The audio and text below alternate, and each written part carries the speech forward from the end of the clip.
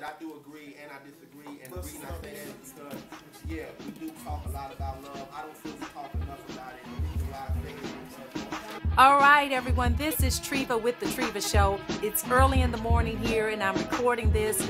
We are getting ready to take you into our forum discussion, and we discussed some things to wrap up the season finale of The Treva Show.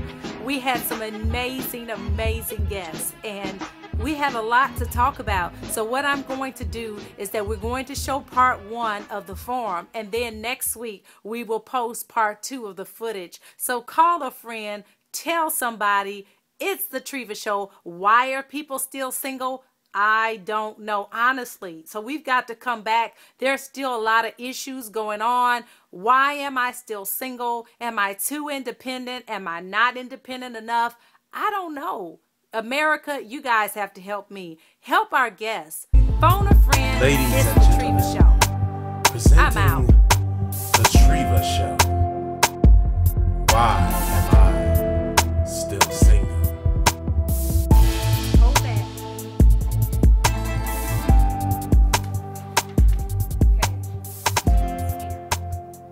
I'm going to say that from what I hear, from my experience, a lot of men are looking for, if a woman doesn't have a certain body part, meaning if she doesn't got a big butt, they're not interested. If she doesn't have a cute face, they're not interested. If she doesn't have other physical attributes. I have heard that. So argue it, debate it if you want to. That's what a lot of guys say to me. That's their problem. That's what they They're say looking to me. for a specific, the outward, A physical attribute of a female. But this guy said, look, it doesn't matter, and we're going to go back to him. please come back to that. With the lights on. Okay, So I'm and gonna I say- still struggle with that. I know you do. I struggle with that. And I think that men sometimes feel that they have too many choices, so they're constantly looking for something. Too many choices because you have a lot of men that are in prison, and then we have the explosion of homosexuality and gay men. So and then the men that are already married. So then it just narrows it. And There's I think slim that a lot of men, pickings. yes, Slim pickings and a lot for the ladies. and who a are lot out of men realize that, so they can easily jump from woman to woman or have more than one, or try to Can juggle it at least. y'all can jump from woman to You know woman. what? There's a lot of choices. It's funny you say that because, to be honest with you, and I looked at this statistically, a couple years ago, it was 25 women to every man. Now, with the outcoming of homosexuality, of a lot of guys being locked up from the ages of 15 and up, you know what I'm saying, deaths, we're losing a lot of our men. So now, it's probably 75 to 100 women to every man. Right. So, I'm just being real statistically. So, I mean, yeah, a man does have 31 flavors, Baskin Robbins right now. I'm just keeping it funky with you. We do. Now, is that what every man wants? No. You see what I'm saying? You have men that want something real, but the fact of the matter is they can't find that because we can deal with 10 women, and out of all 10 of them, 9 are commercial. 1 is double-minded and probably dumb as a box of rocks. Now, when I say that, I'm not, no, listen to what I'm saying, because we were talking about looks earlier, and you can look at somebody, and they can be as fine as you want them to be. Who's fine to y'all now? Denzel Washington and, who else? Morris Chestnut or somebody like that? Okay. You said Boris Cujo. Well, okay, cool. And you might meet this cat that look just like these cats. You see what I'm saying? Oh, he's sexy as woo-woo, and he might talk to you that day and say, let's go out. You go out with him and find out he's dumber than a box of rocks for real. Then you upset. But then you meet somebody like me that's probably just an average, you know what I'm saying? I'm average. I weigh, 200, you know what I'm saying? Whatever. I'm not built like that or whatever. But from the face, I'm sexy as I don't know what to be. But anyway, you meet somebody like me and you look at me, and the first thing comes to you is, oh, that's not what I'm looking for. But you don't know if I work out or do anything. You don't know what's going on with me. Okay. But just, it's that perception. A perception is a person's reality. Okay, hold it right there. What's the problem? What is the problem, Yolanda? You can, one major thing maybe with the guys.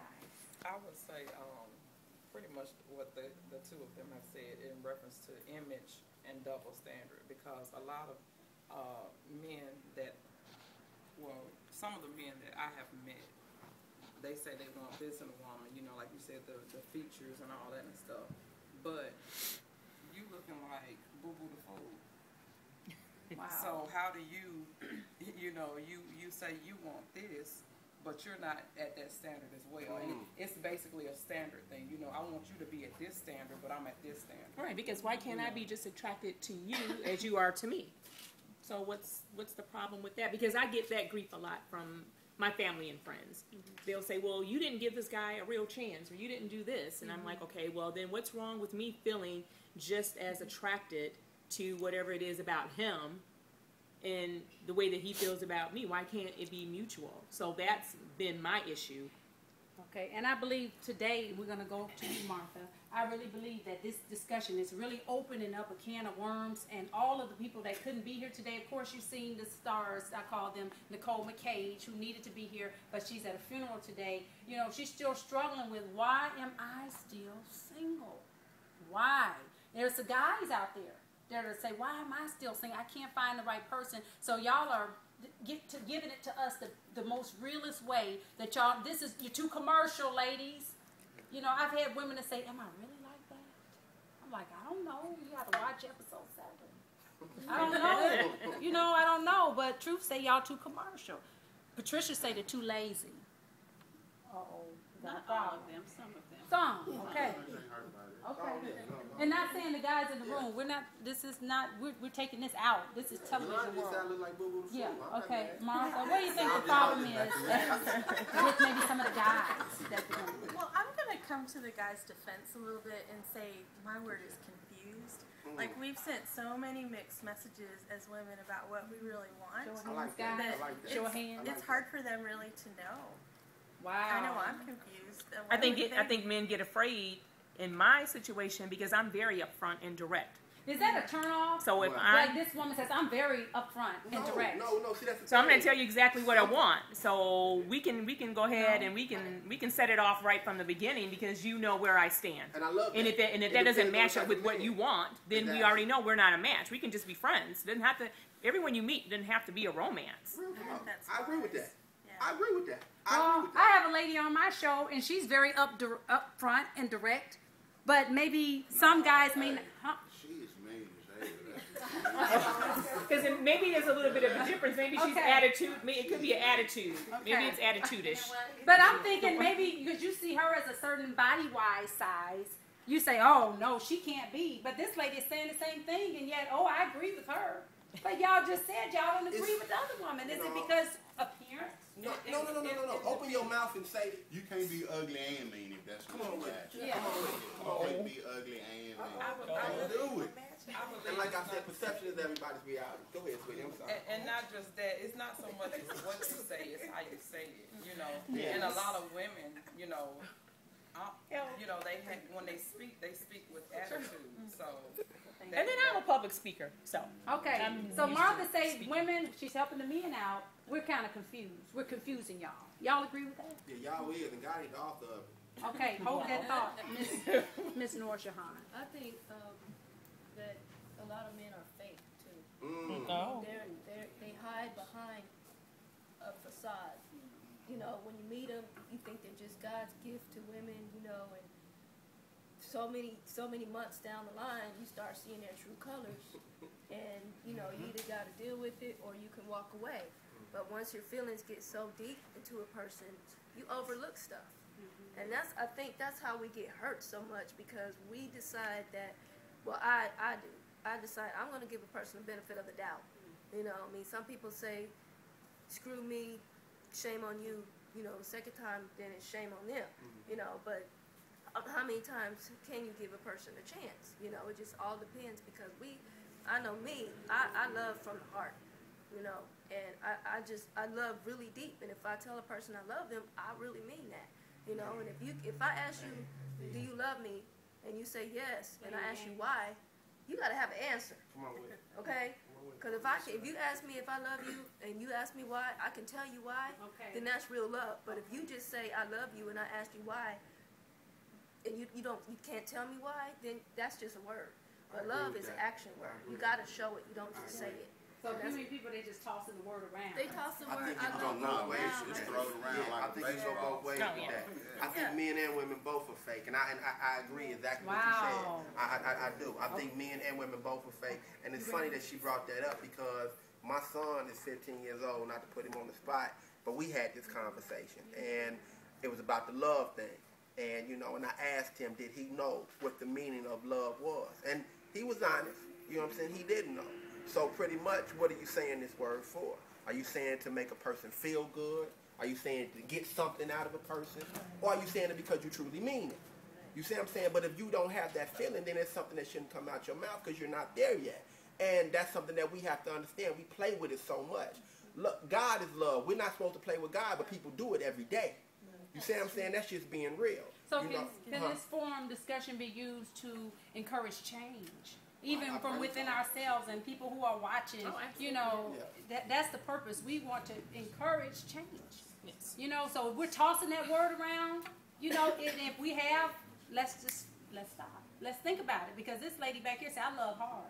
So what happens when she meet a guy who's just out on the street and say, I love you, but he's only wanting to get in her pants or get with her, then what? You know, now she's hurt, and he's off to hurt 10 other women. Yeah, but she loves like that because of what she's been through. And he feels that way because of what he's been through. You know, and people hold those things against you because it's hard of what you say you want to meet in the middle, but it is hard to let go of the only thing that you're comfortable with in order to meet somebody. I love that, and I think that's something else that it boils down to, is that we're not really getting to the happy medium of what a person has been through. People have been through things. People have been through things. Whether, and I'm not saying it's not fair to bring old things into new relationships or anything. It's not. But we have to really find out about each other. I mean, if you really want to know me, learn about me. Okay. Now, allow me to learn about you. You know what I'm Okay. saying? And let's get these things out, because it might be a reason why I hurt people. It might be a reason why I've been hurt for so long. Find these things out. You know, but we don't do that. We don't do that. We're so quick to push a person away or push a person off or even back off and fall back. And it hurts us. I'm Okay. sorry. No, you're great. I have a great question, but Tracy, number one thing, problem, men? I think defense mechanisms have been built up so much that we were just talking, there's no trust anymore. Okay. That, you know, you've been hurt so many Y'all take times, all this I'm in. just shutting it Gonna off. get somebody. I'm shutting it off. And I don't know why, as number one, the church, we don't talk enough about it. I think we can talk enough about it No, you with our. talk too much about it. You think we talk too much Yeah. about it? It's in everything. And the thing about it is you fake when you're talking about it. Not everybody. Okay, All right? got you. Okay. Not everybody, man.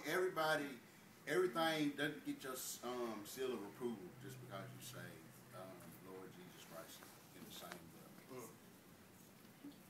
It don't work like that, and I'm sick and tired of it. Comment from the pastor. No, I like what you said.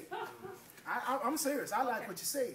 Cause see, I'm gonna invite you to a camera. That's where all the preachers come together, and I want you to tell them just what you said. Cause see, I'm serious, brother. I ain't trying to be funny. Cause they won't listen to some of us. So maybe they'll listen to somebody else. You know what I'm saying? For real. Hear from me. I'm serious. As serious as I am. Hey, you say, hey, for I'm real, serious. You open this up. You invite, you out here every Sunday. Yeah. You out here every Sunday inviting the streets to come into your place of worship. Yeah. And when we come in here, you stick your finger in our face and tell us what's wrong with the streets. Yeah. Hey, you bring me in here for? Yeah. Okay. I came here to leave my burdens right there. Not to pick up some more from you. Because you ain't done nothing but made me mad and sit me back out there to what I already have to deal with. Now I have no place to go because you told me Jesus is not going to accept me the way that I am. And then you asked me for some money. Hey. Okay. Amen. I feel you, brother. I really do. Hey, listen up. What I was gonna say, what I want to say, For real, when somebody asks you a question, answer the question. She didn't ask God, because if she would have asked God, she would have went somewhere in a corner by herself. Because she didn't need what you had to say. Because your opinion is only yours, and it's developed from the way that you have lived your life. And I ain't lived my life like that, dude. Okay. Come on, man. Get away from me with that. Answer the Come question. on, attack no, brother. I'm not attacking. No, I ain't attacking you because I'm still sitting where I'm sitting. But we having a debate. Okay. And if you're offended by that, I there's ain't two offended. doors over here, Ben. I ain't offended. I ain't offended, brother. Okay, that's good. I Okay. ain't offended. I think you brought up a Yeah. very, very valid. And sometimes we Because I mean, it Tell me to is. shut up and You know, breathe when you I'm ask for something. I'm taking a Christian belief university. Well, I'll tell you, I was raised a Mormon child. I'm born in Idaho, raised in that lifestyle, and going into an evangelical Christian church for my studies has really opened my eyes to a lot of things that, you know, my church personally does. And what you said about going in and going back, it's that pointing the finger at you. And, okay, I'm not going back. That one person can either make you or break you of ever going back. Okay, now we're getting ready to break for lunch, but before we have the break, I'm just gonna ask, one question, and you guys give me a quick answer, then we're gonna take a break for lunch, and we're gonna come back if you can. This has been really good, please, truth. He's just very passionate. He's not gonna harm anyone. Yeah, he's not gonna harm anyone. But you know what? He was telling the truth. Yeah. You are telling the truth, and I say that, but I'm serious about it. Sometimes you strike that rock because with people, you know, they need to every hear one it. of You know us what I'm have saying? This question has caused a lot of debate on the Treva Show, and it's the question living together before marriage or not living together. This is the icebreaker. Although we will have some questions from the Detroit area, I'm going to start to my left. Living together or not living together before Still sticking marriage? to it. I'm gonna live together Before marriage. before marriage. I was taught not to. That's how I was raised. I don't agree with it. I don't think it should happen, but I'm aware that it does, you know what I mean? But I don't think it should happen. Okay. No, you should not live together. Yes, I think you should wait to marriage, but like DJ said, a lot of us don't. But I do. I did. So if I can do it, you can do it. Okay, okay. Now, are there anyone have any moral reasons why, as far as, don't tell me what the church says, but why you don't personally feel why it's a good thing to live together? We're trying to help people understand. LaRonda, why do you think it's a good thing to live together before marriage? It's a good thing in my case because I have been married before and I did not live with that person. Once we got married, living with that person, I found out a lot of things that it was like secrets that I didn't know before we got married. That I think if I'd have known prior to that, I probably wouldn't have married the person. Okay, DJ. Me, I think it's more so, if nothing else, temptation and stuff that goes down. Like you married, you see each other, sex for marriage. You don't even know if you're gonna be with this person. Okay. Y'all mess around, you know, have a kid. Okay. You know, y'all not sure if y'all even gonna be together. You know, stuff happens that you don't really plan for. So that's my opinion. Okay, so you disagree with LaRonda's comment? Yeah. Okay, yeah. Okay, Nicole? I don't think it's good because I did living together before, and the times I lived together with a person, it didn't work, and so I'm no. Okay, no. You said no several times. You know. Okay, LaRonda, she said no. That's fine. That's her preference. Okay, Teresa? I don't think you should live together because the thing is that if you're going to live together, of course, you know there's going to be sex involved. And if it doesn't work out, you're a part of that person. Even though you split up, you're giving yourself to that person, and you're in the back of your mind and in your heart, you're still stuck to that person. And I think that you should wait. Okay, wait before, don't move in. Do not move in. Okay, J-Rad. Yeah, I think you should wait because the whole thing is a process from being single to the point till you're married, and you might move in with the person in the season that they're not ready, and they'll do something you don't like, or you'll want to leave them prematurely because both of y'all was in the wrong. Well, I ain't gonna say wrong, but y'all was wrong on how y'all approach each other, how you talk to each other.